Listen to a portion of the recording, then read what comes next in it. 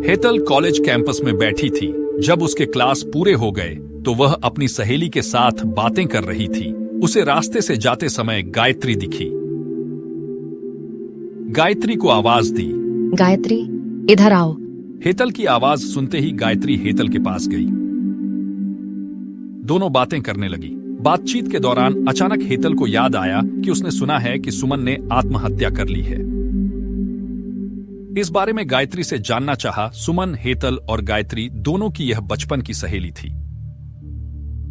गायत्री और सुमन दोनों एक दूसरे की पड़ोसी थी। हेतल दूसरे गांव में रहती थी। भले ही सुमन की 3 बार शादी की गई, लेकिन उसने आत्महत्या क्यों की, ऐसा सवाल हेतल के मन में आया।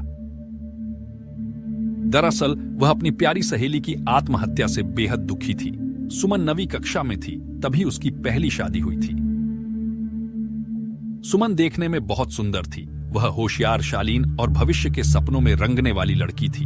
उसने अपने जीवन में कई सपनों को चित्रित किया था, पर घर के लोगों ने उसकी जबरदस्ती से शादी करवा दी। हेतल के पास इतने सारे सवाल थे कि वह नहीं जानती थी कि गायत्री से कैसे पूछूं, लेकिन हर बात की सच्चाई जानना चाहती थी। और आखिर में गायत्री से पूछा कि सुमन ने आत्महत्या क्यों की? एक क्षण के लिए गायत्री चुप हो गई। जल्दी से उसके मुंह से शब्द नहीं निकल रहे थे। उसने गहरी सांस ली और बोलना शुरू किया। 3 साल पहले सुमन की शादी अबीर नाम के शख्स से हुई थी। वास्तव में उसकी बहुत अच्छी गृहस्थी चल रही थी। दोनों एक दूसरे से प्यार करने लगे थे। जब भी यह दोनों साथ में बाहर जाते तो सभी कपल इनसे जलते थे। अबीर और उसके परिवार के सभी सदस्य अच्छे स्वभाव के थे। जैसा उसने सपनों में जोड़ीदार सोचा था, वैसा ही उसे अपना पार्टनर मिला था। उसके घर की स्थिति मध्यम थी। अबीर का एक छोटा सा होटल था। उसमें से उसके सारे खर्चे बांट देने के बाद कुछ पैसे बच जाते थे। घर की हालत बहुत साफ सुथरी थी। एक दिन वह होटल से घर बाइक पर आ रहा था। एक बड़ी कार से उसका बहुत बड़ा एक्सीडेंट हो गया और इसमें उसे काफी चोटें आईं। हादसे के बाद उसे अस्पताल ले जाया गया, लेकिन सिर में गंभीर चोट लगने के कारण इलाज के दौरान उसकी मौत हो गई। सुमन को बहुत दुख हुआ, लेकिन उसके ससुराल वालों को गलतफहमी थी कि अबीर की दुर्घटना सुमन की वजह से हुई, वह अपशकुनी है, ऐसा उनको लगता था। उनमें से कोई भी उसे समझ नहीं पाया।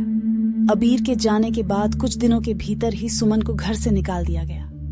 उसे घर से बाहर निकालने के बाद वह मायके गई और कुछ दिन मायके में ही रही।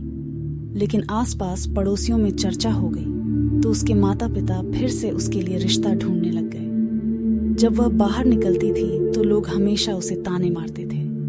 इस वजह से सभी बहुत परेशान हुए। ऐसे में उन्होंने जल्दी जल्दी में अमोल से शादी करवा दी। अमोल बहुत बुरा आदमी था। दारू पीता था, कुछ काम धंधा नहीं करता, चोरी करता, मारपीट करता। उसका रोजाना यही काम था। इस सब से सुमन को बहुत दुख होता था, पर वह कुछ नहीं कर सकती थी। एक बार एक रात को वह देर से घर आया और जल्दी जल्दी में घर में कुछ ढूंढने लगा। सुमन ने उसे पूछा, पर उसने कुछ भी नहीं बोला। उसे जो चीज चाहिए थी वह उसे मिली नहीं। इस वजह से वह वहां से बाहर चला गया। सुमन रात भर उसकी राह देखती रही, पर वह आया ही नहीं। दूसरे दिन पुलिस को उसका मृतदेह रास्ते के किनारे पड़ा हुआ मिला। उसका चाकू से किसी ने खून किया था। यह खबर सुमन को पता चली तो उस पर दुख का पहाड़ टूट पड़ा। कुछ दिनों तक वह अपनी ससुराल में रही, लेकिन बाद में ससुराल वालों ने उसे प्रताड़ित करना शुरू कर दिया। इस वजह से सुमन वापस मायके आ गई। घर आकर कुछ दिन ऐसे ही बीत गए। हर दिन आ रहा था और जा रहा था, लेकिन सुमन की स्थिति वही थी। उसकी तरफ देखा नहीं जा रहा था। उसका परिवार उसकी स्थिति को सहन नहीं कर सके, इसलिए उन्होंने उसकी वापस शादी करने का फैसला किया।